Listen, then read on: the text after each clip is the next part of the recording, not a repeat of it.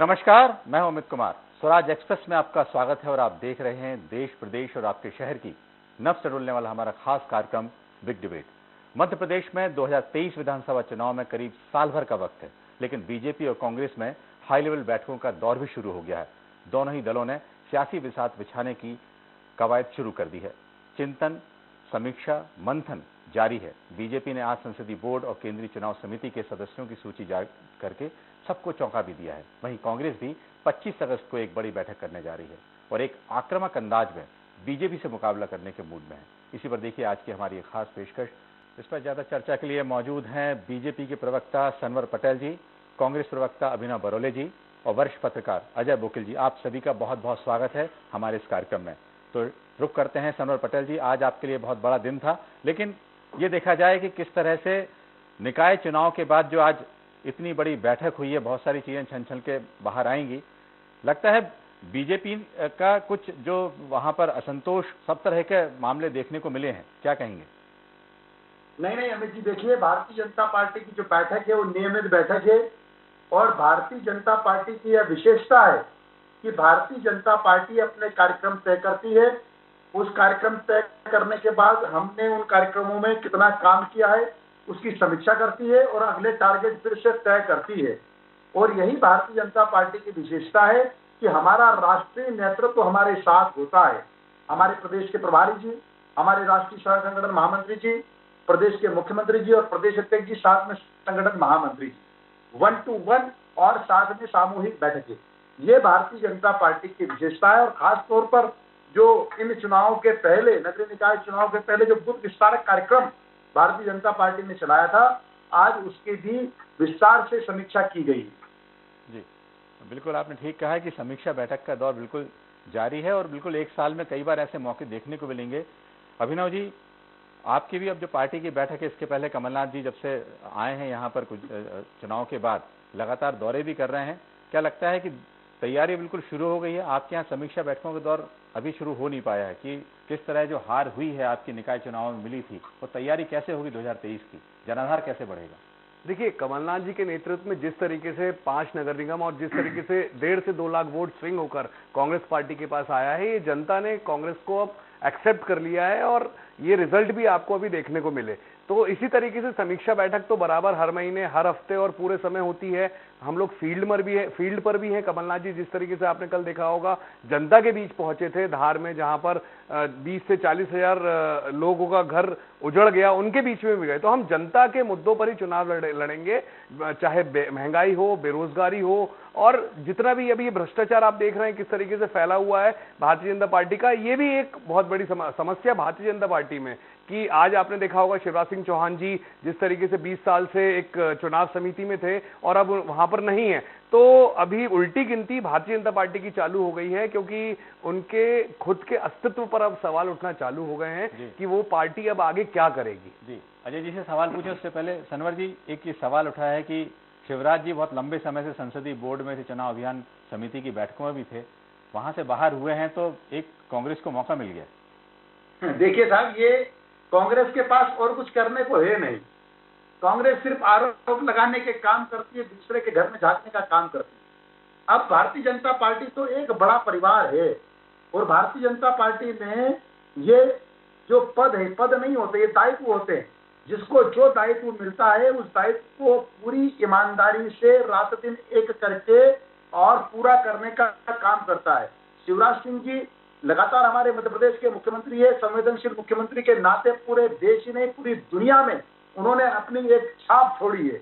अगर पानी की समस्या हो तो वो सुबह 6 बजे पीएचई के अधिकारियों के साथ बैठक करते। अगर केरम डैम में कोई समस्या आ गई हो तो रात दिन एक करके और 4 दिन तक लगातार उसकी मॉनिटरिंग करके शीर्ष नेतृत्व के साथ उनके मार्गदर्शन में 40,000 लोगों की जान बचाने का काम करते हैं। ऐसे संवेदनशील मुख्यमंत्री, उनकी अपनी एक अलग पहचान है और भारतीय जनता पार्टी का जो नेतृत्व उनको काम देता है वो उसको 100% से भी ज्यादा पूरा करके देते हैं। इसलिए इनके पेट में दर्द नहीं होना चाहिए। ये भारतीय जनता पार्टी का हमारा अंदरूनी मामला है और भारतीय जनता पार्टी जिसको जो जिम्मेदारी देती है उसको वो जिम्मेदारी वो नेता पूरी करके दिखाता है। आपने इसे शिवराज जी की बात की, सवाल आपसे करेंगे अभिनव जी, आते हैं इस पे। अजय जी, एक ये सवाल उठा था कि संसदीय बोर्ड और चुनाव जो अभियान समिति है, इसमें कुछ मुख्यमंत्रियों को, कुछ बड़े नेताओं को बाहर किया गया। किस नज़र से आप देखते हैं, क्या एनालिसिस है इस पूरे मामले का? क्योंकि ऐसा पहली बार हुआ है कि जितने बड़े मुख्यमंत्री थे बाकी लोगों को बाहर किया गया है। देखिए, जो चुनाव समिति में जहाँ तक मेरी जानकारी सारे मुख्यमंत्रियों को बाहर कर दिया गया है जी, उसमें शिवराज सिंह भी शामिल हैं। इसके दो अर्थ हो सकते हैं। पहला तो यह है कि पार्टी मान रही है कि मुख्यमंत्रियों का पूरी तरह राज्यों को ध्यान देना चाहिए, क्योंकि चुनाव उनको जितवाना है, उनका बड़ा दायित्व उनके कंधों पर है, ये हो सकता है। दूसरी बात ये, दूसरा अर्थ इसका ये भी हो सकता है कि एक संदेश देना है कि भाई आपने बहुत लंबी पारी खेल ली, अब आपकी जो है अंतिम समय आ गया है, अब आप समझ जाइए। तो अब ये आगे क्या होता है इस पर निर्भर करता है कि दरअसल पार्टी क्या कहना चाहती है। फिलहाल तो हम इसको यही मान के चल रहे हैं कि शिवराज सिंह चौहान जो है, उनको कहा गया है कि भाई ये चुनाव उनका शायद हो सकता है आखिरी चुनाव हो मध्य प्रदेश के संदर्भ में, और उनको ये चुनाव जीत करके दिखाना है। खास करके जो उन्होंने भाषण दिया है शिवराज जी ने, उसमें जो खबरें छन के आ रही हैं, उसमें ये कहा कि भाई हमें पूरी जी जान से लग जाना पड़ेगा और मरे बिना स्वर्ग नहीं मिलता है। इससे ऐसा लगता है कि 2018 के चुनाव में पार्टी उस ढंग से नहीं कर पाई थी कि स्वर्ग देख नहीं पाया था पार्टी को। तो खैर, अब जो भी है, कुल मिला के ये है कि मुझे जो लग रहा है कि पार्टी की रणनीति इस बात को है कि जो रिजर्व सीटें हैं वो अधिक से अधिक जीती जाएं, और सत्यनारायण जटिया को जिस तरह से केंद्रीय पार्लियामेंट्री बोर्ड में लिया गया है, वो भी एक मैसेज है कि पार्टी उन वर्गों को ज्यादा महत्व देना चाहती है, बजाय जो परंपरागत रूप से पार्टी के अंदर जो नेता बने हुए हैं, जो बड़े पदों पर आसीन हैं। तो ये पार्टी की रणनीति का हिस्सा है, और मेरे ख्याल से न केवल मध्य प्रदेश बल्कि राष्ट्रीय स्तर पर भी जो आरक्षित सीटें हैं वो अधिक से अधिक जीतने की पार्टी की रणनीति है। और अगर पिछली चुनाव में अगर पार्टी जीत गई होती कुछ 50% भी अगर इनमें से, तो बीजेपी की सरकार बनी गई होती। जी बिल्कुल, आप ठीक है ना। आरक्षित सीटें हों, आदिवासी सीटें हों, और बिल्कुल काम करने की जरूरत है। समय बहुत कम बचा है। पार्टी स्तर पे सोचें तो जो निकाय के परिणाम आए थे सभी के लिए एक सबक है। अभिनव जी, तैयारी बीजेपी ने तो शुरू कर दी है, कांग्रेस की लगता है तैयारियों में कुछ वक्त लग रहा है, और हमेशा ऐसा ना हो कि आगे फिर पिछड़ जाए। नहीं, बिल्कुल भी ऐसा नहीं है। आपने देखा होगा अभी हमारे पूरे जिले में 52 प्रभारी बनाए गए हैं कांग्रेस के, और पूरे ताकत से वो प्रभारी वहां पहुंच भी गए हैं। सह प्रभारियों की नियुक्ति भी आज रात तक हो जाएगी। तो मीटिंग्स जो हैं और वहां पे जाकर पूरा जनता के बीच में पूछना, एनएसयूआई, यूथ कांग्रेस, महिला कांग्रेस, सेवा दल, पूरी ताकत से पूरा सोशल मीडिया, सभी जो कार्यकर्ता, और इसमें आपको एक जानकारी देना चाहूंगा कि लोग भारी तादाद में, आम जनता जुड़ भी रही है कांग्रेस पार्टी से, चाहे गृहिणियां हो, चाहे स्टूडेंट्स हो, क्योंकि बेरोजगार युवा इस टाइम बहुत नाराज है भाजपा से। तो हम किसी चीज में पड़ना नहीं चाहते, हम जनता के मुद्दों पर लड़ रहे हैं। बिजली के बिल से गृहिणियां बहुत परेशान है, मिडिल क्लास जो है वो महंगाई से बहुत परेशान है, दूध के दाम बढ़ रहे हैं। तो ये सारे मुद्दे जो है ना जनता के, हम जनता के साथ जनता के मुद्दे लड़ेंगे, और ये चुनाव जनता लड़ेगी। कमलनाथ जी नेतृत्व कर रहे हैं कांग्रेस पार्टी का, जनता का भी नेतृत्व करना है, और हमें एक भ्रष्ट सरकार से लड़ना है। जो आप देख रहे होंगे किस तरीके से भ्रष्टाचार हो रहा है, सीईओ की अभी आपने पिटाई देखी होगी रीवा में, जब अधिकारी पिट रहे हैं, कर्मचारी पिट रहे हैं, और उसकी चिंता नहीं है हमारे प्रदेश में। गृह मंत्री जी कह रहे हैं कि अर्जुन कपूर और कहां बॉलीवुड की बातें कर रहे हैं। तो आप समझ सकते हैं एक असंवेदनशील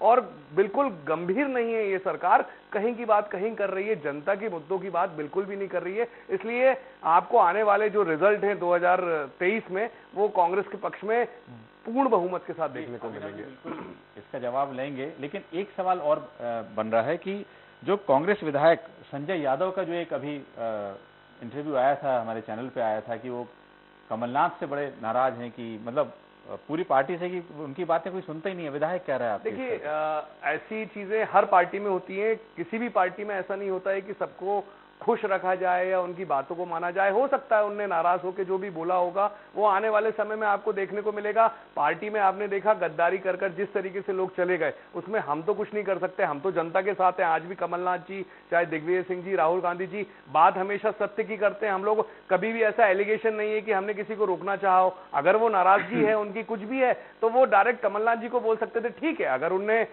मीडिया के सामने आके या वीडियो बना के जो भी बताया है तो ठीक है, उनकी नाराजगी को देखा जाएगा और सोचा जाएगा उसके बारे में। जी, सवाल कर रहे हैं सनवर पटेल जी, ये जो बात हो रही थी सीईओ पिटाई की, इस तरह की कई बार ऐसी बैठकों के दौरान इस तरह की खबर जब आती है पार्टी को बड़ा परेशान करती है। विधायक का और जो सीईओ की जो बातचीत हुई है सबने सुनी है, वो भ्रष्टाचार का मामला हो, जिस तरह से अभिनव जी भी कह रहे थे, आरोप लगा रहे थे, तो भ्रष्टाचार की बात एक अधिकारी और एक विधायक करे तो बड़ा शर्मिंदगी लगती है। देखिए अमित जी, आपने देखा होगा कि जिस प्रकार से आज भारतीय जनता पार्टी के प्रदेश अध्यक्ष जी ने उन विधायक जी को बुलाया, उनसे बातचीत की, उनको जो भी ताकीद किया है, तो भारतीय जनता पार्टी में एक अनुशासन है। अगर ये खबर आई है कि इस प्रकार की कोई घटना घटी है, तो साथ में ये भी खबर आई है कि प्रदेश अध्यक्ष जी ने उनको बुलाकर बातचीत करने का काम किया है। ये भारतीय जनता पार्टी है। यहाँ पर कोई दम्भ नहीं है, कोई घमंड नहीं है कि कोई विधायक अगर बोल रहा है कि साहब मेरी कोई सुनता नहीं है, कांग्रेस के लोग मेरी सुनते नहीं है, मेरी शिकायत नहीं सुनते हैं। इसके पहले भी सिंधिया जी ने जब कहा कि साहब आप लगातार अपमान मत कीजिए, आप वचन पत्र को पूरा करना होगा, तो कह दिया कि आप उतर जाइए सड़क पर, हमको कोई फर्क नहीं पड़ता। इतना दम्भ कहां से लाते, इतना घमंड कहां से लाते कांग्रेस के लोग। अभी हमारे विद्वान साथी ने कहा, अभिनव जी ने, कि हम 5 सीटें जीते हैं महापौर की, 16 में से 5 जीत गए महापौर। बधाई साहब आपको। नगर निगम के अध्यक्ष कितने, बोर्ड कितने, 16 में से कितने जगह बना, 1 जगह, उसकी भी बधाई आपको। नगर पालिका और नगर परिषदों में आप कितनी जगह जीते, 5 से 10%, बधाई आपको। कहां से लाते हैं इतना दम, कहां से लाते हैं इतना घमंड। हम तो अपनी एक सीट भी अगर लूज करते हैं उस पर समीक्षा करते हैं। हमारे विधायक जी ने कोई बात कही है, उनको पार्टी कार्यालय पर बुलाया गया है, उनसे बात की गई है, और जो बात की गई वो भी आपके सामने आई थी। तो ये भारतीय जनता पार्टी अनुशासित पार्टी है। हमारे कार्यकर्ताओं के बीच में कोई बात होती है तो अनुशासन के तहत उन पर कोई बातचीत होती है, वो बातचीत भी करने का काम किया जाता है। जी अजय जी, एक सवाल ये है कि जिस तरह से देखा जाए तो कोरोना के खत्म होने के बाद पार्टियां जो एकदम चुनावी मोड पे आ गई हैं, नगरीय निकाय के चुनाव में 3 महीने से उसमें थे, अब लगातार ये जो समीक्षा बैठकें हो रही हैं, चिंतन मंथन हो रहा है, तो जी जी जी अजय जी आपके पास आते हैं। ऐसा है, फोन लाइन पर हमारे साथ उच्च शिक्षा मंत्री मोहन यादव जी हैं। मोहन यादव जी, आपको आवाज आ रही है? जी आ रही, बिल्कुल आ रही। मोहन जी आपका स्वागत है। मैं अमित बोल रहा हूं। और ये है कि आज जिस तरह से बैठक हुई है, उस बैठक के बाद समीक्षा बैठक बिल्कुल जरूरी है, चिंतन मंथन भी जरूरी है। बीजेपी तो लगातार चुनावों के इस तरह की बैठक करती है, लेकिन आज एक बड़ा फैसला देखने को मिला चुनाव अभियान समिति का और जो संसदीय बोर्ड का। उसमें से शिवराज जी का नाम वहां से नहीं, वैसे बाकी मुख्यमंत्रियों का भी नहीं है। इस तरह की एक बात सामने आई है, तो लगता है आज बैठक के दिन इस तरह का जो फैसला आया है उससे चर्चा का विषय जरूर रहा होगा। नहीं, ऐसा कोई हमारे यहाँ संगठन के सिस्टम में कोई सब बातों के लिए कोई गुंजाइश नहीं होती है। भारतीय जनता पार्टी का स्ट्रक्चर अलग टाइप का है और हमारे माननीय मुख्यमंत्री इतने सीनियर हैं और हमारे यहाँ सिस्टम ऐसा है कि सबको मैदान में काम करना है, तो बहुत सारी बातों से इस ढंग की बातों का भी विचार नहीं करते हैं। जी जी ये बताएं कि जिस तरह से नेता प्रतिपक्ष गोविंद सिंह जी ने कहा था कि अविश्वास प्रस्ताव लेके आने वाले हैं, लेकिन उसके बाद फिर उनका ये कहना कि अभी और पार्टी से विचार करेंगे, इस बारे में क्या कहेंगे? अभी तो गोविंद सिंह जी का विषय है और हम समझ सकते हैं कि गोविंद सिंह जी इतने वरिष्ठ समझदार भी हैं और उनने सब बात को समझने के बाद ही कोई एक निर्णय लिया होगा। तो मैं ये मान के चलता हूँ कि वो उनके लिए जो बात कही है वो ज्यादा महत्व की है। और हम तो पहले ही समझ रहे थे कि सत्र सब मिलकर चलाते हैं और जो सत्र चलाने में खास करके जो 2 महीने का विलंब हुआ, तो ऐसे में ऐसी समझदारी रखना अपेक्षित भी है। जी मोहन जी, बस आखिरी छोटा सा सवाल ये है कि आज जिस तरह से समीक्षा बैठक हुई है, किसी तरह का कारण ग्वालियर में है या जो बाकी 5 जगहों पर महापौर की सीट पर जो एक हार हुई, उस पर कोई कुछ बात निकल के आई सामने? नहीं, दोनों बातें बहुत स्पष्ट है कि हमारे यहाँ चुनाव को बहुत गंभीरता से भी लेते हैं और चुनाव को कोई इस ढंग से भी नहीं लेते जिस ढंग से आप समझ रहे हैं। जी। लोकतंत्र में हार जीत चलती रहती है, लेकिन ये बात मान के चले कि 90% से ज्यादा हम अगर सभी स्थानीय निकाय के चुनाव जीते हैं तो 1-2 हारे वही जो याद रखेंगे, जो जीते वो भी तो याद रखना पड़ेगा। बिल्कुल। और ये भी आप मत भूलो कि 2018 के टाइम पे सरकार जब बनी थी, कांग्रेस की बनी थी, हमको 2 साल मिले, 2 साल में भी कोविड का 90% टाइम निकला है। तो स्वाभाविक रूप से उसके बाद जब थोड़ा समय सामान्य हुआ है और ऐसे में हम अगर इतना अच्छा परफॉर्मेंस दे रहे हैं तो ये बड़ी बात है माननीय मुख्यमंत्री जी के नेतृत्व में, माननीय वी.डी. शर्मा जी के नेतृत्व में, तो इसको मानना पड़ेगा। जी जी, बहुत बहुत धन्यवाद आपका हमारे चैनल से जुड़ने के लिए। और अजय जी, आपसे जो सवाल ये था कि जैसे आप सुन भी रहे थे कि अभी अविश्वास प्रस्ताव की बात हुई थी, उन्होंने कहा है कि सत्र भी लंबे होने चाहिए, समय बहुत कम बचा है, 1 साल है, जनता के बीच भी जाना है। तो इन सबको देखते हुए जो सत्र छोटे हो रहे हैं उस पे क्या आपकी समीक्षा हो सकती है? क्योंकि पिछले कई बार से देखने को आया, क्योंकि कोरोना के समय भी 2 साल से कुछ नहीं हुआ और अब कांग्रेस चाहती है कि उसमें चर्चा हो। निश्चित रूप से कांग्रेस तो चाहेगी, क्योंकि वो प्रतिपक्ष में है, विरोधी बेंच में बैठी हुई है। जनता के मुद्दे उठाने का सदन में उनके लिए यही मौका है। लेकिन पिछले कुछ समय से, खास करके कोरोना और उसके बाद से, सरकार की प्रवृत्ति, या हो सकता है उसमें विपक्ष की भी सहमति रही हो, कि सत्र केवल औपचारिकता के लिए आयोजित किए जा रहे हैं, बुलाए जा रहे हैं। कि उसमें ये रहता है बजट पास करना, अनुपूरक बजट पास करना है और 2 जरूरी विधेयक पास करना है और उसको लेकर सत्र खत्म कर दिया जाता है। 3-4 दिन से सत्र चलता नहीं है। एक समय था कि जब ये था कि बजट सत्र महीना भर चलता था, अब तो बजट सत्र भी 8 दिन में खत्म हो जाता है। तो कुल मिला के ये है कि मैसेज इसका जनता में जा रहा है कि भाई किसी की रुचि इसमें नहीं है कि सत्र चलाए जाएं। और सरकार के लिए सुविधाजनक ये है कि ऐसे मुद्दे जो उसको असहज कर सकते हैं, मुश्किल में डाल सकते हैं, जिनका जवाब देना उसके लिए मुश्किल हो सकता है, उससे उनका सामना नहीं करना पड़ता उनको। लेकिन अब ये विपक्ष की मांग बिल्कुल स्वाभाविक है कि सत्र चलाए जाएं। लेकिन अब सवाल ये है कि आखिर समय बचा कितना है। जी बिल्कुल, इलेक्शन में मुश्किल से 1.25 साल बचा हुआ है, कम से कम 3 और इसमें कांग्रेस कितना कुछ कर पाएगी। और जैसे कि गोविंद सिंह जी ने कहा कि भाई वो शायद अविश्वास प्रस्ताव लेके आने वाले हैं, उन्होंने अपने सीनियरों से चर्चा की या नहीं की पता नहीं मुझे, लेकिन अब अविश्वास प्रस्ताव लाने का भी कोई खास मतलब नहीं है, क्योंकि अब सत्र ही कुल मिला के 2-3 बचे हुए हैं जी, तो उसमें बहुत ज्यादा फर्क पड़ना नहीं। अब तो मैदानी लड़ाई शुरू होने वाली है, और मैदान में अगर परफॉर्म कैसे पार्टी करती है ज्यादा महत्वपूर्ण, बजाय कि सदन के अंदर वो परफॉर्म करने की कोशिश करे। बिल्कुल, आपने कहा मैदान में परफॉर्म करने की जरूरत है, सड़क पे उतरने की जरूरत है। एक मुद्दों को लेकर बात अभिनव जी आपने छेड़ी थी, मैं इसका सवाल सनोर पटेल जी से लूंगा। कई उन्होंने बातचीत कहा है, कई बार क्या होता है कि बाकी इवेंट होते हैं या बाकी चीजों में होते हैं, मुद्दे दब जाते हैं। जैसे कई बार क्या हुआ, जो कारम डैम वाली बात भी है, उसमें भी ये सामने आया कि भ्रष्टाचार का इतना बड़ा मुद्दा दब गया। जो कार्रवाई लापरवाही जिसने की थी उन पे होनी चाहिए थी। सम्मान देना अच्छी बात है, सम्मान भी दिया गया, लेकिन इवेंट कर दिया वो पूरा। आपने देखा होगा जिस तरीके से 40 लाख जवाब ले रहे हैं फिर। जी मैं बोलूं अमित जी? जी सनवर जी। देखिए अमित जी, जिन लोगों ने अपनी जान पर खेलकर लोगों की जान बचाने का काम किया, उनका सम्मान किया जाएगा जी, और उसी कड़ी में उनका सम्मान किया गया है। अगर किसी ने कमी छोड़ी है, चाहे वो निर्माण कार्य में हो चाहे मॉनिटरिंग में हो, तो तत्काल जांच समिति बना दी गई है 4 लोगों की, और 5 दिन का समय दिया गया है। मात्र 5 दिन में उनको अपनी जांच पूरी करके रिपोर्ट। चलो अच्छा किया सनवर जी। एक बात बताइए, जनता के टैक्स से 300 से 400 करोड़ का पुल बनाया, डैम बनाया, रोड बन रही है, जो ढह गई है उसका क्या? जो जनता के टैक्स से आप लोग जो भ्रष्टाचार कर रहे हो उसका क्या? मतलब आप लोग इवेंट करके बताना चाहते हो। अरे भ्रष्टाचार का अड्डा आपने बना रखा है 600 करोड़ से लेके 300 करोड़ से लेके, जिस तरीके से आप लोग भ्रष्टाचार कर रहे हैं, इवेंट कर करके आप लोग छुपाना चाहते हो, इवेंट कर करके आप लोग दबाना चाहते हो। ये नहीं कि उसमें आप लोग IIT के स्टूडेंट से आप जांच करवाइए, आप लोग खुद की जांच एजेंसी बनाते हैं। सुनिए सनवर जी, चिल्लाने से कुछ नहीं होगा। आपकी जो जांच एजेंसी है ना, सुनिए सुनने की क्षमता रखिए। सुनने की ताकत रखिए।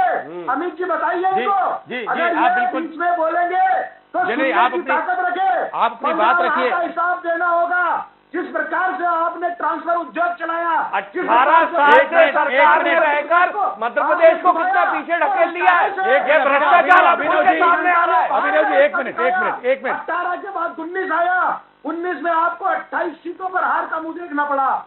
20 आया, 20 में आपको 29 में से 19 सीटें मध्य प्रदेश की जनता ने आया। 21 में भी आप हारे, और 22 के नगरीय निकाय चुनाव में भी आप हारे।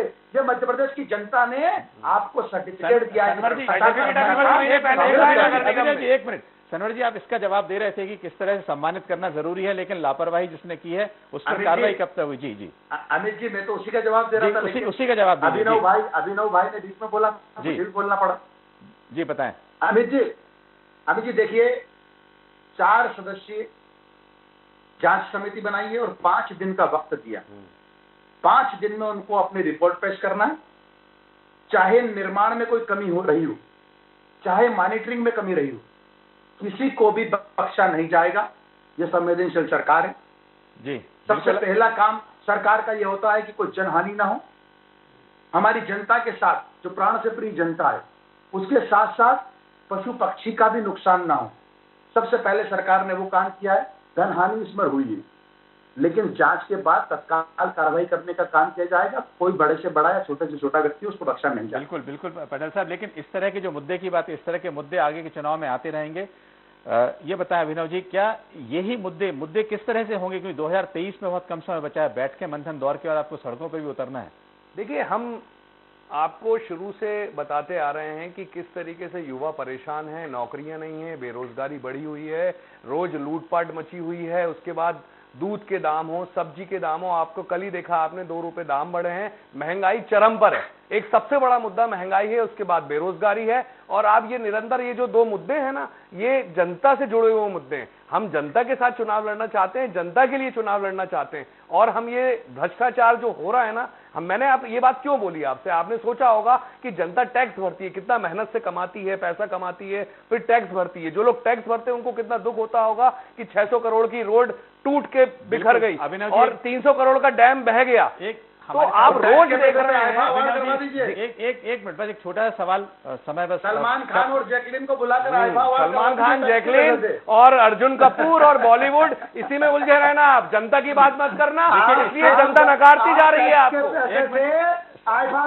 अभिनव जी, पुल मत बनाने दीजिए, रोडे मत बनाने दीजिए। हाँ, बॉलीवुड को भी खत्म करके वहां पर भी बेरोजगारी कर दो। जो जितने लोग जुड़े हुए हैं, जिनको रोजगार मिला हुआ है ना, वो भी खत्म कर दो। मतलब आप लोग चाहते हो सब लोग झोला लेके भीख मांगने लगे और आप लोग अपनी झोलियां भरते जाएं। आप इंफ्रास्ट्रक्चर का काम नहीं कर सकते। एक हमारे वरिष्ठ पत्रकार अजय जी से एक सवाल लेते हैं, बस आखिरी सरदार पटेल साहब आखिरी सवाल लेते हैं। मुद्दों का बहुत अहम सवाल है 2023 के लिए जो आधार होना चाहिए, जो मुद्दे हैं, मुद्दे क्या आगे आएंगे, क्या कांग्रेस को ही उठाना पड़ेगा मुद्दे को लेकर? कई भ्रष्टाचार के मुद्दे हैं या बेरोजगारी के मुद्दे हैं, इन मुद्दों पे बात होगी क्या, ऐसा लगता है आपको इस पूरे 1 साल में? अजय जी देखिए, ये मुद्दे तो रहेंगे और मुद्दे हर चुनाव में रहते हैं, लेकिन राजनीति परसेप्शन का खेल है। परसेप्शन बनाने में कौन सी पार्टी सफल होती है वो चुनाव जीत लेगी, ये तय है। और जहां तक मध्य प्रदेश की बात है तो बीजेपी और मुख्य विपक्ष कांग्रेस के वोट परसेंटेज में बहुत ज्यादा अंतर नहीं है। अब तो जानते हैं 1-1.5% से खेल हो जाता है। पिछली बार जो है बीजेपी ज्यादा वोट लेके भी कम सीटें ला पाई थी, और हो सकता है कि इस बार कुछ दूसरा नतीजा है। तो कुल मिला के कांटे की लड़ाई है और कांग्रेस मुकाबले बनी हुई है। बीजेपी की चिंता सबसे बड़ी है तमाम कोशिशों के बाद। बिल्कुल आपने ठीक कहा है कि जो है कांग्रेस मुकाबले में बनी हुई है। 2018 जैसे अभी की बात हो ऐसा लग रहा है, 1 साल बचा हुआ है और कांग्रेस ने सरकार बनाई थी। लेकिन अब सबसे अहम बात यह है कि इन बैठकों के बाद क्या दोनों पार्टियां अपने जनाधार बनाने में कामयाब हो पाएंगी, ये सबसे बड़ा सवाल इनको आगे के समय करना है। आज के कार्यक्रम में शिरकत करने के लिए आप सभी का बहुत बहुत शुक्रिया। कल फिर हाजिर होंगे नए मुद्दे के साथ बिग डिबेट में। नमस्कार।